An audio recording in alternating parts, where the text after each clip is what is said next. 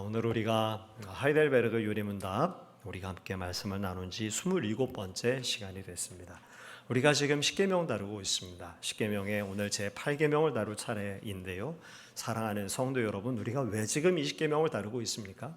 이 십계명은 오늘 우리 새 언약의 백성 되어진 우리들에게 주어진 것이 아니라 이 십계명은 저 구약 백성들에게 주어졌음에도 불구하고 사랑하는 성도 여러분, 왜 이것을 우리가 지금 나누고 있습니까? 그것은 이미 앞서서 살폈었죠. 여러분 기억해 보십시오. 우리가 어떤 사람이던가요? 우리가 죄와 비참함 가운데서 하나님의 큰 은혜를 덧입어서 오늘 우리가 구원을 받은 사람들입니다. 그것은 무엇으로 말할 도리가 없습니다. 오늘 우리 모두는 오직 하나님의 은혜로 하나님의 백성이 된 사람들입니다. 그러니 그 은혜를 덧입은 사람들이 어떻게 살아야 될까요? 은혜에 합당하게 살아야 되는 게 마땅하겠죠. 큰 은혜를 덧입었는데 그 은혜를 전혀 받지 않은 사람처럼 산다면 여러분 그게 배은망덕한 것 아니겠습니까? 오늘 우리가 큰 은혜를 덧입었기 때문에, 그래서 오늘 우리가 구원을 얻은 백성이 되어졌기 때문에 그에 합당하게 살기를 원하는 그런 바람 가운데 있고, 그 가운데에서 주께서 우리에게 명하신 것이 무엇인가요? 하나님의 사랑 그리고 이웃 사랑, 그렇게 주님께서 우리에게 말씀을 들려주셨습니다. 그리고 그 하나님의 사랑을 어떻게 할 것인가? 우리가 이 십계명을 살필 때 문자적으로 살피지 않고 이 십계명을 주신 하나님의 의도와 여러분 또 뭐죠? 말씀에 한 목소리로 같이 해보실까요? 말씀의 정신을 따라서, 그래서 오늘 우리가 이 말씀을 계속 살피고 있습니다. 그리고 오늘 이제 우리가 제 8계명 도둑질하지 말라라고 하신 이 계명, 이 말씀을 우리가 다룰 순서가 된 것입니다.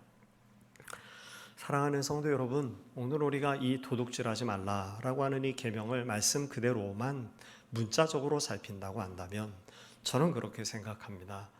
저는 오늘 우리 이곳에 함께 모여 있는 우리 귀한 성도님들 가운데 과거에는 혹시 모르겠습니다만 적어도 지금 도둑질하는 도둑놈은 아마 없는 줄로 제가 압니다. 그러시죠? 그래서 아마 도둑질하지 말라라고 하는 이 하나님의 말씀 받고 이것이 마음에 좀 불편하거나 혹은 이 말씀이 걸림이 될 분들은 아마 없으실 것 같다라는 그런 생각이 듭니다. 그런데 여러분, 오늘 우리가 이 하나님의 말씀을 어떻게 살피고 있었습니까? 계속해서 이 하나님의 말씀을 문자적으로만이 아니라 이 말씀 속에 담겨진 하나님의 의도와 정신을 살피고 있었죠. 그래서 먼저 도둑질이 어떤 건가 먼저 다시 한번 잠시 생각해 보기를 원합니다. 자, 사랑하는 성도 여러분, 도둑질이 무엇이던가요? 이웃의 소유를 자기의 것으로 삼으려는 속임수, 간계, 이런 것들을 우리는 도둑질이라고 합니다. 그런데 여기서 조금 궁금해지기도 합니다. 여러분, 현행 법을 위반하지만 않으면, 그러면 합법적이기만 하면 그러면 여러분 도둑질이 아닐까요? 이렇게 좀 생각을 해보기 시작하면 도둑질하려고 하는 이 경계가 조금 애매해지기도 합니다. 여러분 그런 거 떠올려 보실 수 있으실 것 같아요. 분명히 합법적인 혹은 법과 법 사이의 틈을 노리고는 있어서 그래서 불법이라고 말하기는 좀 어렵지만, 그런데 엄연히 남의 소유를 앗아가는 그런 도둑질, 그런 거 여러분 우리 알지 않으십니까? 몇 가지 예를 조금 들려드리려고 합니다. 사랑하는 성도 여러분, 오늘 우리가 대놓고 하는 그런 도둑질은 없을 것이겠지만 대부업 어떻습니까? 물론 우리 자본주의 사회에서 대부업 필요하죠. 그래서 그 법적 이자율의 최고 이자율을 법적으로 정해놓고 있더라고요. 그것이 늘 좀 오르락내리락 바뀌고는 있었습니다만 어떨 때 뭐 한 28%까지 간 적도 있고 어떨 때 한 24%가 된 적도 있는데 지금은 보니까요, 법적으로 대부업에서 받을 수 있는 최고 이율이 20%랍니다. 그러면 사랑하는 성도 여러분, 19.9%의 대부업 이자를 받으면 합법이니까 도둑질이 아니고 20.1%의 이자율을 받으면 그건 법을 어겼으니 그건 도둑질입니까? 그러면 19.9%는 혹은 20%는 괜찮다고 말해도 되는 건가요? 이 법이라고 하는 이 한계는 우리가 어쩔 수 없어서 정해둔 것이긴 하지만, 그러나 사랑하는 성도 여러분, 우리가 그저 법의 불법이냐 합법이냐 이 정도의 선을 가지고 생각하기엔 애매한 지점이 있죠.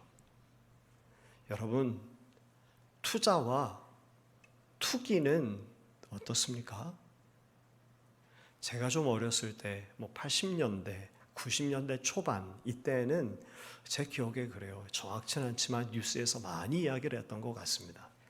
저 강남의 복부인들, 그래서 부동산 투기 그거 근절해야 됩니다. 뭐 이런 이야기들이 많이 나왔었습니다. 그런데 여러분, 지금은 어떻습니까?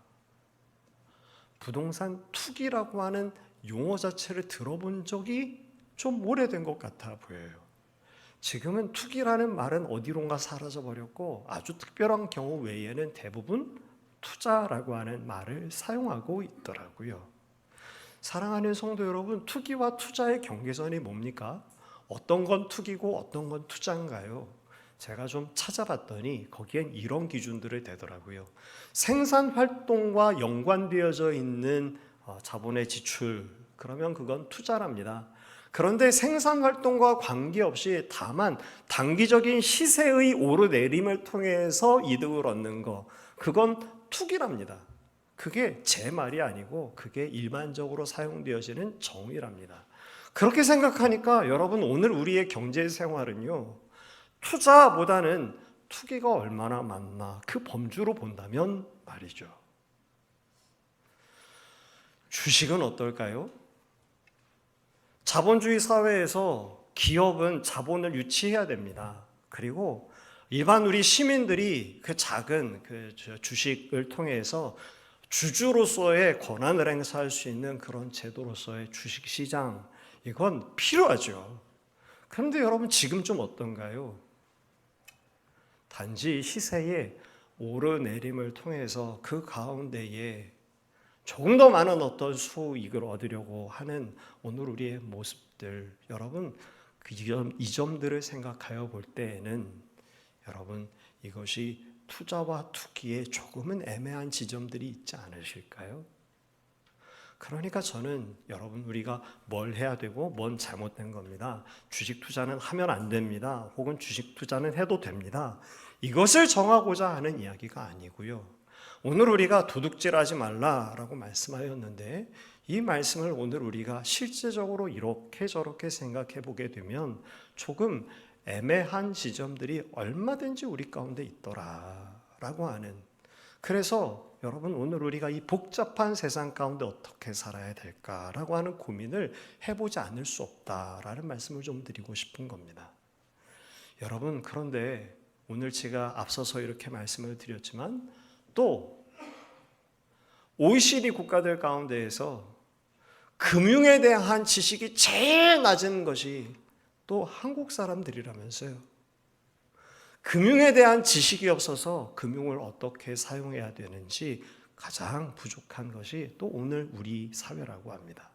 그러니까 여러분이 자본주의 사회 가운데에서 오늘 우리가 어떻게 이 구조화된 속에서 살아가는가, 어디까지가 오늘 우리가 투자고 어디까지는 투기인가, 어디까지는 합법이고 어디까지는 불법인가, 어디까지는 우리가 용인할 수 있지만 어디부터는 도둑질인가 라고 하는 기타 여러 가지의 면들을 생각할 때 아마 우리가 고민할 지점들이 참 많겠다 싶은 것입니다. 이런 모든 이야기의 전제가 되는 게 하나 있습니다. 그것은 아담과 하와의 타락 이후로 여러분, 오늘 우리의 사회는, 오늘 우리가 경제 배울 때 많이 하죠. 어쩌면 우리 여기 중1, 중2 친구들 여기에 있는데요, 들어봤을지도 모르겠어요. 경제, 우리 사회에서의 가장 근본이 되는 가장 그 전제 조건은 자원이 한정돼 있다, 뭐 그런 거잖아요. 그래서 그 자원이 한정된 가운데 있기 때문에 수요와 공급에 의해서 가격이 결정된다. 뭐 이러는 거 아니었습니까? 이렇게 자원이 한정된 가운데 있다 보니 여러분 또 어떤 일이 생기나요?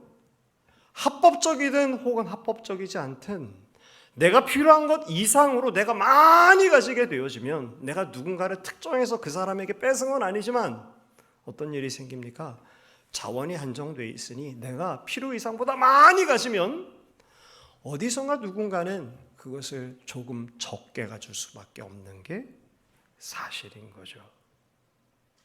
그러면 사랑하는 성도 여러분, 이건 괜찮은 것입니까? 자기가 가진 이 소유에 관한 문제, 그리고 우리가 이 도둑질하지 말라라고 하시는 이 하나님의 말씀을 살필 때 그래서 근본적인 문제를 먼저 다루지 않을 수 없습니다. 이것이 도둑질인가 아닌가, 이건 해도 되는가, 이건 하면 안 되는가라는 건 두 번째 문제고요. 너무 복잡해져 있는 사회 가운데 있기 때문에 그건 정말 이야기가 어렵고, 그보다도 오늘 우리가 교회에서 강단을 통해 하나님의 말씀을 통해 살필 것은 이것의 가장 근본적인 문제가 되는 것, 바로 탐욕에 관해서, 탐심에 대해서 오늘 우리가 이 8계명을 통해 말씀을 살피려고 하는 것입니다. 탐욕은 이런 것입니다.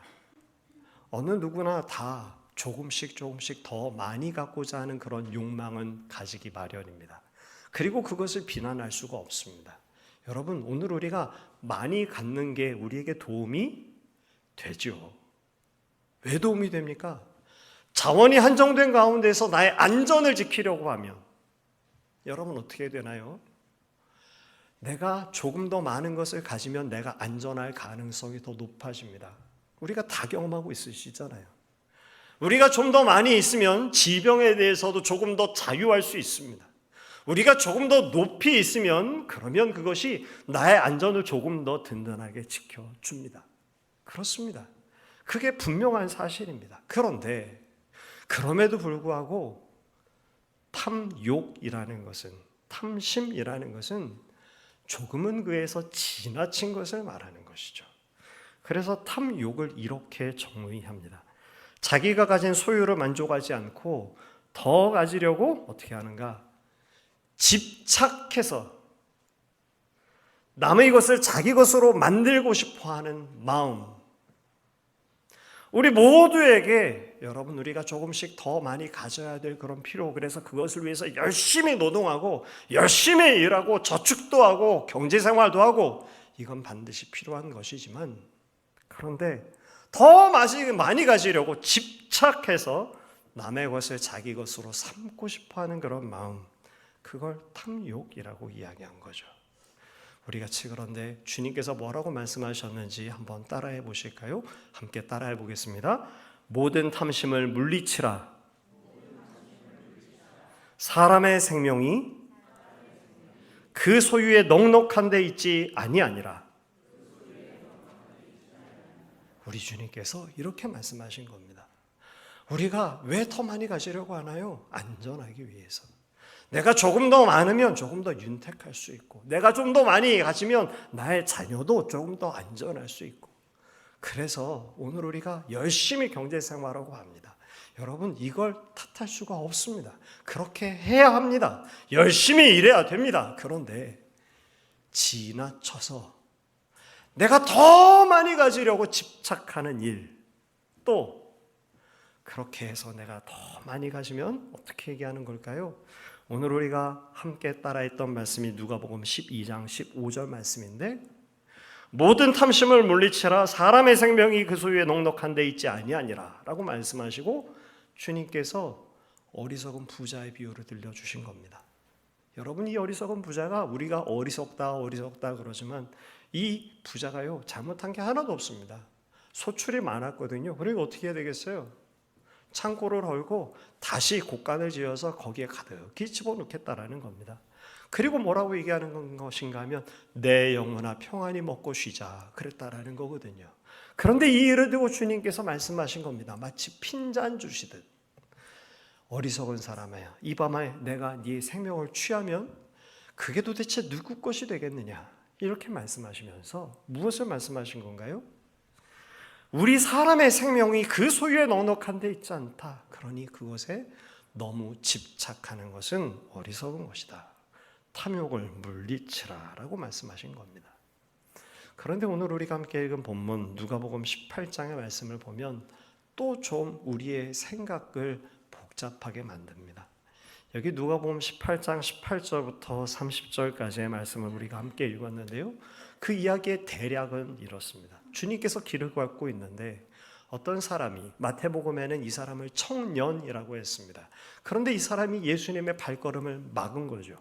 그리고 그 예수님께 마치 다급하다듯 질문을 던진 겁니다. 선한 선생님이요, 내가 무엇을 하여야 영생을 얻겠습니까? 라는 질문을 예수님께 던졌다라는 것입니다. 여러분, 이 질문이 여러분 어떻게 들리시나요? 이런 질문을 여러분 보통 하나요? 잘 안 하지 않습니까? 대개 우리는 어떤 질문을 하나요? 어떻게 해야 취업을 잘할 수 있나요? 어떻게 해야 우리 아이가 진학을 잘할까요? 어떻게 해야 내 재산이 조금 더 불릴 수 있을까요? 이런 질문들을 우리는 주로 하죠. 그런데 이 사람은 예수님을 가로막고 질문을 한 겁니다. 선생님이요, 선생님이요, 내가 무슨 일을 하여야, 내가 무엇을 하여야 영생을 얻겠습니까? 그러니까 이 사람의 머릿속에, 이 사람의 마음속에 가득한 질문과 관심이 있습니다. 그건 영생에 관한 질문입니다. 내가 어떻게 해야 영생을 얻을까? 내가 어떻게 하나님의 백성이 될까? 그 하나님의 나라를 내가 어떻게 상속받을 수 있을까? 이러한 관심을 가지고 있는 사람이 이 사람이었다라는 거죠. 예수님께서 대답을 해주셨습니다. 뭐라고 말씀하셨는가 하면 계명을 지켜라 말씀을 들려주셨다라는 거죠. 뭐라고 말씀하셨습니까? 오늘 우리가 함께 읽은 20절 말씀 보니까 네가 계명 알지 않냐? 간음하지 말아라, 살인하지 말아라, 도둑질하지 말아라, 거짓 증언하지 말아라, 네 부모를 공경하라 한 그 계명들이 있으니 그 계명을 지켜라 라고 예수님께서 말씀해 주셨습니다. 그 이야기를 듣고 이 관원이 다시 대답합니다. 예수님, 예수님, 선생님, 선생님, 제가 그건요 어려서부터 지켜왔던 겁니다. 이렇게 대답을 했다라는 것이죠. 이 말씀을 들으신 예수님께서 그를 가만히 보시고 계시다가 한 말씀을 덧붙이십니다. 네게 한 가지 부족한 것이 있는데 네 소유를 다 팔아서 가난한 자들에게 주고 나를 따라라. 그렇게 주님께서 말씀을 들려주셨다라는 거죠. 아마 전혀 생각지도 못했던, 전혀 예상치도 못했던 예수님의 대답이었을 겁니다. 그래서 이 관원이 당황했다라는 거죠. 그리고 근심하다가 그 말을 듣고 근심하며 돌아갔다라는 겁니다. 그리고 주님께서 남아있었던 사람들에게 이야기를 이렇게 하십니다.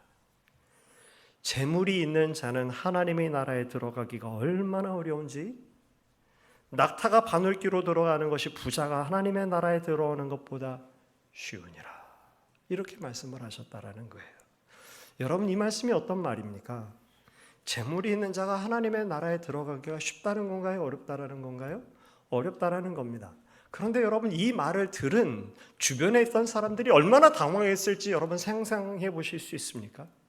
지금 이 부자 관원이 여러분 스크루지 같은 수전노가 아닙니다. 이 부자 관원이요 늘 관심이 있습니다. 무엇에 대해서 관심이 있는가 하면 하늘에 속한 것에 대해서 관심이 있습니다. 땅에 관심을 갖고 사는 사람이 아닙니다. 내가 어떻게 해야 영생을 얻을까? 이런 거룩한 경건한 질문을 가지고 사는 사람입니다. 이 사람이 어떻게 살았냐고요? 주의 계명을 어려서부터 지키면서 살았던 사람입니다. 그런데 주님께서 말씀하신 거거든요.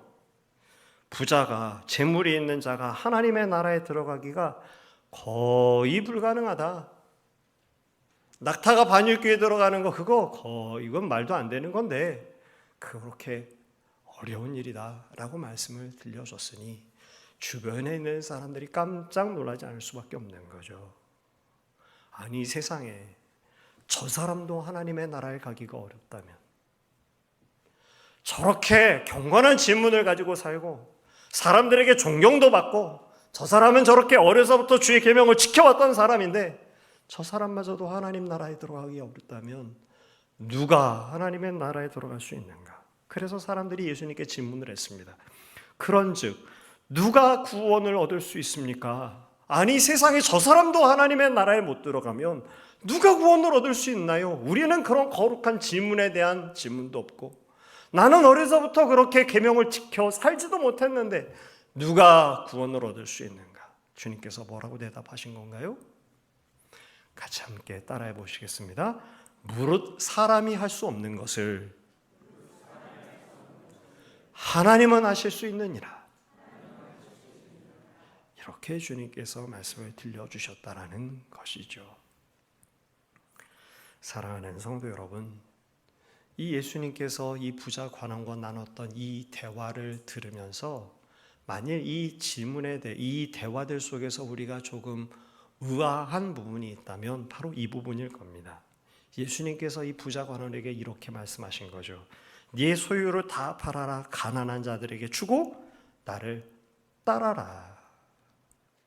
그래서 어쩌면 우리가 조금 걱정할지도 모르겠습니다.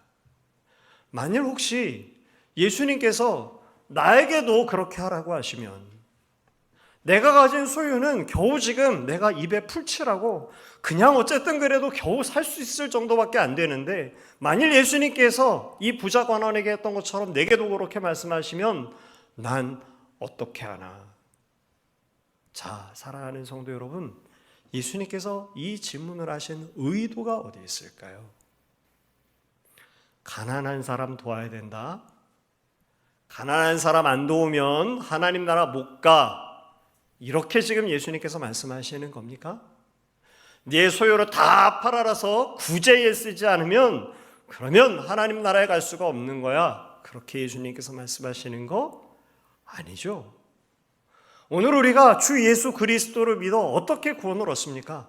우리가 주 예수 그리스도를 믿어 우리 주님과 어떻게 되죠? 연합하게 되어지고 그 연합함 가운데 우리가 경험한 게 뭔가요? 주님께서 십자가에 죽으실 때 저와 여러분이 죽지 않았습니까? 주님께서 부활하실 때 오늘 우리도 함께 살지 않았습니까?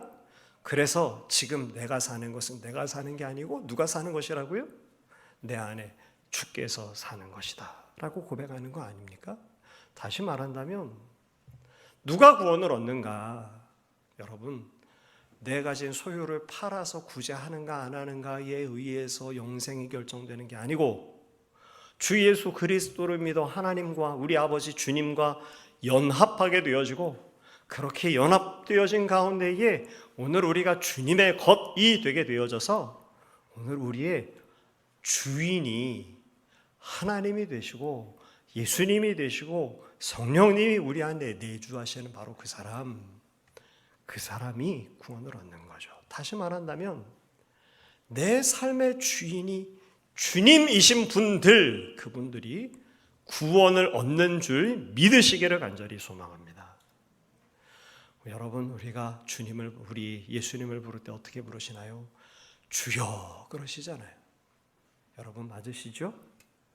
우리가 주님 그러잖아요. 여러분의 주인이 누구시라는 건가요? 하나님이시라는 거잖아요. 물론 때때로 우리가 주님의 말씀을 잘 안 들을 때도 많지만 그런데 우리가 자꾸 고백하는 거 아닙니까? 하나님이 저의 주님입니다. 내 인생은 내 것이 아닙니다. 여러분 하이델베르그 유리문답의 제 1문을 기억하십니까? 제 1문은 이렇게 물어보고 있었습니다. 우리의 영원하고 참된 위로는 무엇입니까? 라고 하는 질문이었습니다. 그에 대한 대답이 뭐였나요? 나의 영혼도 나의 몸도 나의 모든 것도 나의 것이 아니라 나의 모든 것이 주님의 것이라는 것이 우리의 참된 위로입니다. 그렇게 우리에게 가르쳐주고 있었죠. 사랑하는 성도 여러분, 누가 영생을 받습니까? 절대로 이 구절을 읽고 오해하지 마시기를 바랍니다. 이 구절은 주님께서 한 가지를 깨우쳐 주시기 위해서 하는 말씀이지 구제해야 영생 얻는다 그런 말씀 아니죠. 지금 누가 구원 얻습니까? 참으로 오늘 우리의 주인이 되시는 분이 내가 아니고 하나님인 바로 그 사람이 구원을 얻는 것이다 라고 주님께서 우리에게 이미 말씀하여 주셨고, 이 질문은 진정 예수님 앞에 있었던 이 관원에게 진정 너의 주인이 하나님이 맞느냐라고 물으시는 겁니다. 재물에 대해서도 그 재물에 대해서 너는 하나님의 주인 되심을 인정하느냐라고 지금 물으신 거죠. 그래서 오늘 우리가 분명하게 깨닫게 됩니다. 사랑하는 성도 여러분, 오늘 우리가 어떻던가요? 입으로는 하나님을 주님이라고 부르지만 저 역시도 그 가운데 아마 포함될 겁니다. 제가 주님을 주님이라고 부르지만 실제적으로 우리가 행동하고 살아갈 때에는 내가 주인인 경우가 너무나도 많은데, 이 관원은 정말 훌륭한 관원이었던 겁니다. 다른 부분은 다 괜찮아요. 다 주님의 주님 되심을 그래도 인정하며 살고 있습니다. 그런데 한 가지 좀 부족한 게 있는데, 재물에 대해서 자신이 가진 좀 많은 그 소유에 대해서 이게 주님의 것입니다 라고 인정하는 면에 있어 부족했다라는 것이죠. 그래서 오늘 우리가 이 하나님의 말씀을 살피면서 오늘 이 부자도 그럴진데 오늘 우리가 그런 탐욕을 가진 사람 중에 한 사람 아니겠는가라고 하는 질문을 우리가 다시금 하게 되는 겁니다. 사랑하는 성도 여러분, 조금 지나치게 더 많이 가지려고 하면, 주님께서 주신 것에 대한 감사를 잃어버리면 정작 부자도 아니면서도 탐욕에 붙들려진 사람이 되어버리고 맙니다. 그러므로 오늘 사랑하는 성도 여러분, 도둑질하지 말라라고 하시는 이 말씀의 근본 전제인 탐욕을 우리가 다시 한번 생각하면서 간절히 소망하기는 저와 여러분, 오늘 우리 모두가 이렇게 고백할 수 있기를 원합니다. 주님, 저의 가진 것이, 그것이 많던지 혹은 그것이 적던지, 주님, 제가 가진 이것이 제 것이 아닌 것을 주께 고백합니다. 그렇게 주님께 고백할 수 있는, 주님, 저의 이 모든 것이 다 주님 겁니다 라고 고백할 수 있는 저와 여러분이 되게 되시기를 저는 간절히 소망합니다. 여러분, 이것이 너무나도 중요합니다. 저는 이 말씀을 묵상할 때 자꾸 저희 집 강아지가 생각이 나요. 저희 집에 강아지 한 마리 있는데 이름이 두부입니다. 이렇게 녀석이 좀 귀엽거든요. 방에서 제가 말씀 보거나 뭐 책을 읽거나 이러다가 거실에 나와 보면 이 강아지 한 마리가 옆으로 널브러져서 자기 이렇게 방석 위에 이러고 있어요. 물론 항상 그런 건 아니지만 가끔 제가 이 녀석이 귀여워가지고 한번 좀 쓰다듬어 주려고 가까이 가면요, 얘가 가끔가다 제가 생각지도 못했던 행동을 할 때가 있어서 제가 웃을 때가 있습니다. 어떤 행동을 하는가 하면, 제가 이렇게 저 녀석을, 저 앞에 지금 강아지가 있어요. 강아지를 보고 이제 앞으로 이렇게 보면서 갈 거 아니겠어요? 그럼 얘가 누워 있다가 시선이 마주쳤겠죠. 저를 본 겁니다. 그런데 이 녀석이 갑자기 고개를 번쩍 들어서 두리번 거리기 시작합니다. 그리고 그 옆에 뭐가 있는가 하면 개껌이 있어요. 개껌을 갑자기 일어나서는 앞발을 얹어서 붙들고선 절 보고 으르렁 그럽니다. 그러면 제가요, 실수를 하지 않을 수가 없어요. 안 가져. 내가 그거 가지려고 너한테 가는 줄 아냐? 안 가져. 그래서 이제 그 머리를 이렇게 쓰다듬어 주죠. 그럼 으렁거리다 눈치를 보고선 슬슬 긴장을 뺍니다. 그럼 제가 가끔은 그때 뺐습니다. 아마 강아지 좋아하시는 분들은 그래서 그런 겁니다, 목사님, 그러실지도 모르겠습니다만 가끔 뭐 그럴 때가 있기는 있습니다. 사랑하는 성도 여러분, 오늘 우리가 우리의 가진 소유들, 이것을 주님 겁니다. 주님 이거 제 거 아닙니다. 라고 고백하면 주님께서 그거 뺏어가실까요? 그거 주님께서 뺏어가셔서 어디다 쓰실까요? 주님께서 그거 가져가셔서 쓸 데가 없습니다.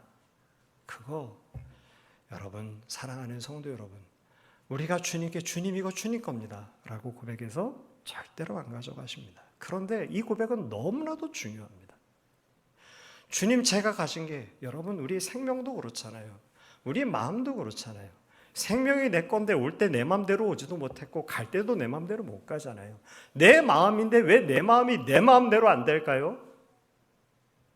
오늘 우리의 계획도 그렇지 않습니까? 열심히 계획을 세웠어요. 그런데 계획대로 되는 경우는 참 감사하지만 그렇지 않은 예는 또 얼마나 많이 있습니까? 그래서 오늘 우리가 고백하는 것이 너무나도 중요합니다. 주님, 제 생명도 제 소유도 저 존재 자체도 다 주님 제게 아닙니다. 사랑하는 성도 여러분, 여러분이 가지신 모든 것이 주님의 것인 것을 고백하는 우리 모두가 되게 되시기를 간절히 소망합니다. 저희 시찰에, 저희 노회 저희 시찰에 저보다 연배가 조금 위에 계시는 목사님인데 그 교회는 좀 큰 교회예요. 그런데 제가 그 목사님 참 좋아합니다. 얼마 전에 시찰을 했다가 목사님께서 하시는 이야기를 듣고 참 많이 도전을 좀 받았습니다. 목사님께서 이러시는 거예요. 그 교회에 이제 부교육자였던 어떤 이제 부목사님 한 분이 개척을 하시겠다는 거예요. 근데 그 개척을 하면서 교회에서 알곡 같은 그런 일꾼들을 그 부목사님이 데리고 나간 거예요.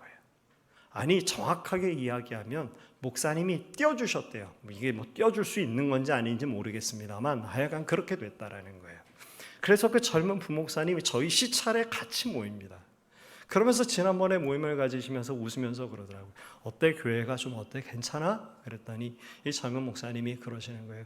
아니요 여전히 힘듭니다. 그랬더니 이 목사님 뭐라고 그러는가 하면 알곡들 다 데려갔는데도 힘들다고 그러면 어떡해? 이렇게 얘기를 하셔서 그러게 말이에요. 그러면서 이제 젊은 목사님의 머리를 극적극적 했었습니다.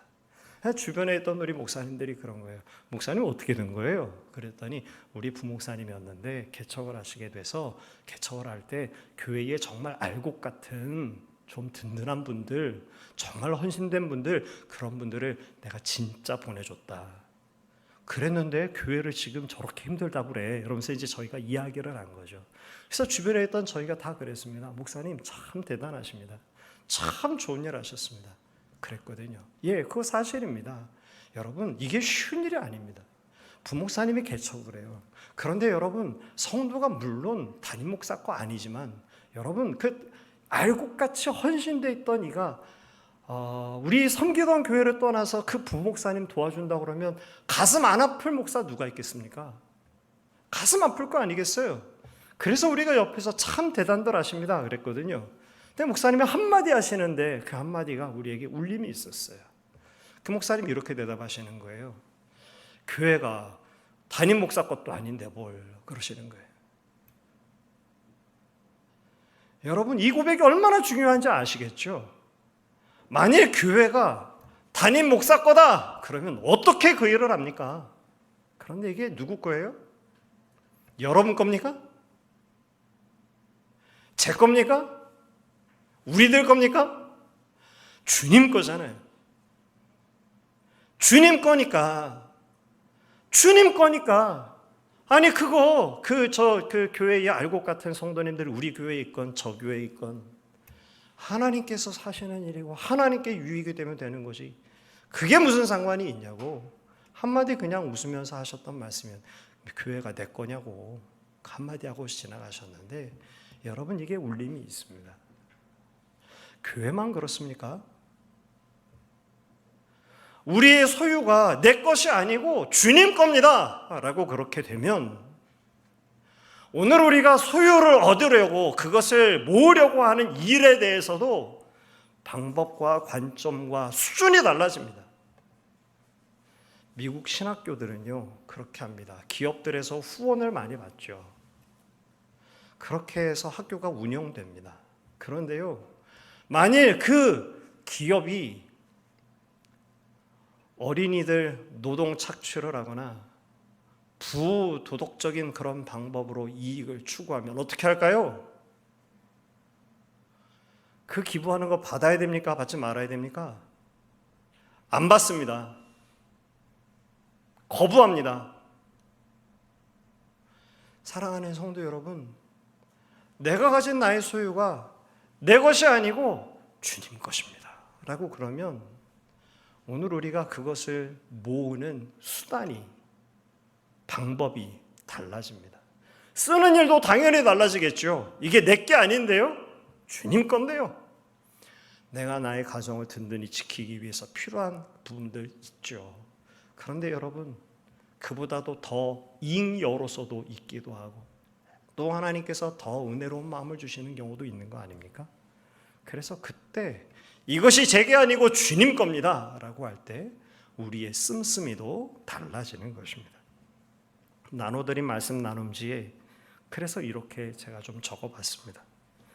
가지고 싶었지만 못 가진 게 아니고 세상 사람들이 이렇게 하면 더 많은 소득을 가질 수 있다라고 말하지만 내가 그렇게 하지 못한 것이 아니고 가질 수 있었지만 가지지 않은 것이 되는 하나님의 사람이 되기를 소망합니다.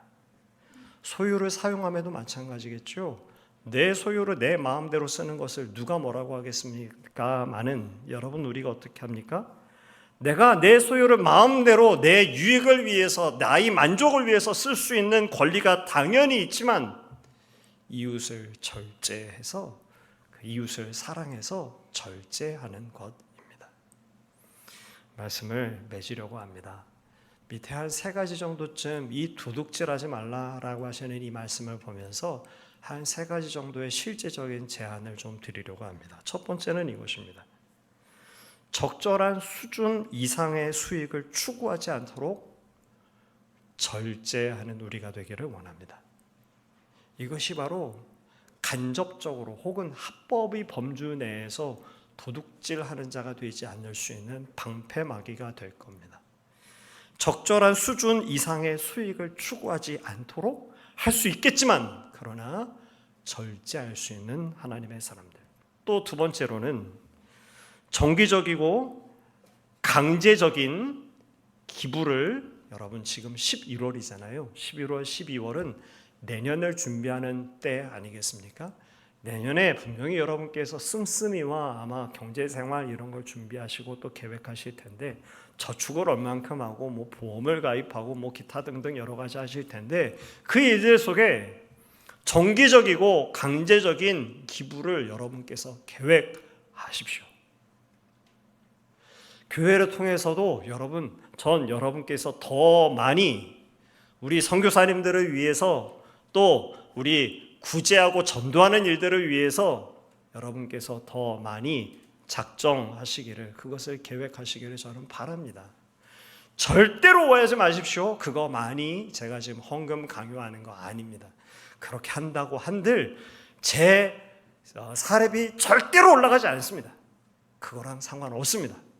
그게 아니고 이것이 바로 오늘 하나님, 제가 제 것을 제 것이라고 생각하지 않습니다 라는 것을 고백하는 일이 됩니다. 마지막으로 가난한 자들에게 관심을 가지시기를 바랍니다. 관심을 가질 수 있는 가장 좋은 방법 가르쳐 드릴까요? 오늘 우리 교회에 참 감사하게도 여러분께서 전도원금을 그래도 넉넉하게 늘 해주셔서 그래서 저희 전도원금 계정에 재정이 좀 그래도 쌓여 있습니다. 그래서 매년 우리가 이제 추수감사 때 그리고 연말 때가 되면 우리가 상일동 여기 이제 우리 그 서현동 지역에 어려운 분들에게 김장 나눔 계속 하고 있죠. 또 여기 상가에 우리 저 이웃들에게 우리가 같이 또 작은 선물 나누면서 추수감사의 기쁨도 같이 나누고 있죠. 지난 주일에 그렇게 했었고 올해는 김장 나눔은 안 하기로 했습니다. 서현동 동사무소 쪽에 같이 연락했더니 올해는 재정이 괜찮대요. 그러면 굳이 우리가 할 필요 없잖아요. 그래서 지금 계획하기는 청년부를 통해서 명륜 보육원이라고 고아들이 있기도 하고 부모님은 계시지만 방치되어 있는 친구들이 모여 있는 시설이 있습니다. 우리가 지금 벌써 우리 청년부에서 벌써 한 2년 정도쯤 된 것 같아요. 계속해서 교류를 해왔는데 여러 가지 부족한 게 많고 어려움들이 많다 해서 그러면 이 재정 이번엔 명륜교육원에 쓰자. 그렇게 지금 준비하고 있습니다.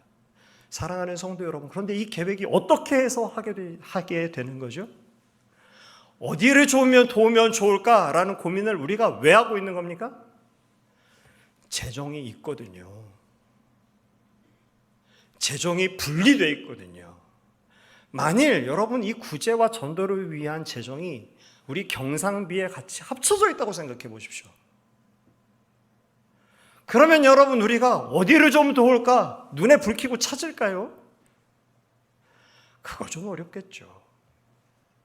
가난한 자에게 관심을 갖기 위해서 가장 좋은 방법은요, 여러분의 용돈 중에 혹은 연간의 계획들 가운데에서 이런 용도로 얼마간의 돈을 적립하십시오.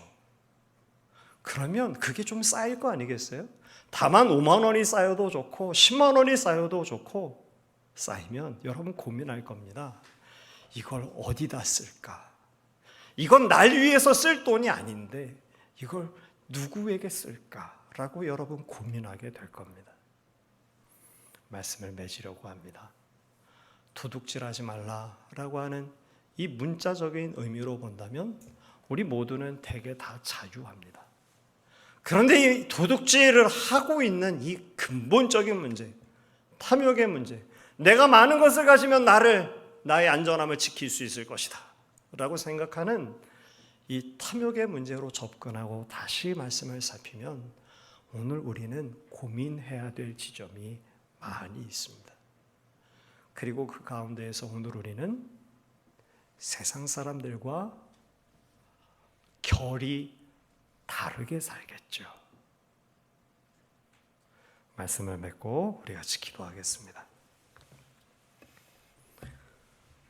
사랑이 많으신 우리 아버지 하나님, 오늘 주님께서 도둑질하지 말라라고 하시는 이 계명을 통해 그 근본적인 문제가 되는 탐욕의 문제를 우리로 하여금 다루게 하시니 사람의 생명이 마치 그 소유에 넉넉한 데 있는 것처럼 여기는 이 어리석은 탐욕에 대해서 오늘 우리로 다루게 하시니 주의 은혜를 감사합니다. 하나님, 우리의 사람의 생명이 소유에 있지 아니한 것을 주께 고백합니다.